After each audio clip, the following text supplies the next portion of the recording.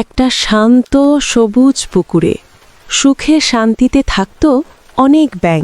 চারদিকে শুধু হাসি আর আনন্দ। কিন্তু একদিন হঠাৎ করে সেই পুকুরে ঢুকে পড়ল এক ভয়ঙ্কর সাপ। তার চোখে ছিল ক্ষুধা আর ভয়ঙ্কর লাল দৃষ্টি। সব ব্যাঙ ভয়ে পালিয়ে গেল। কেউই সাহস করে দাঁড়াতে পারল না। কিন্তু ছোট্ট একটা ব্যাঙ, নাম তার টুকু, সে পালালো না।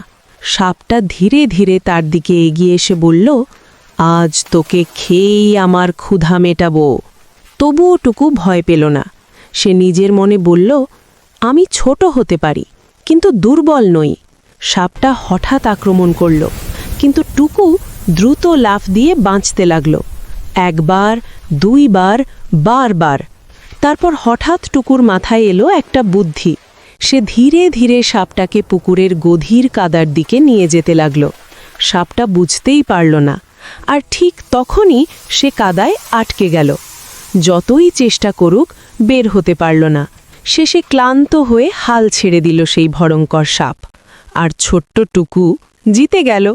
সব ব্যাঙ ফিরে এসে তাকে ঘিরে ধরল, কারণ তারা বুঝে গেছে শক্তি নয়, সাহস আর বুদ্ধি আসল শক্তি।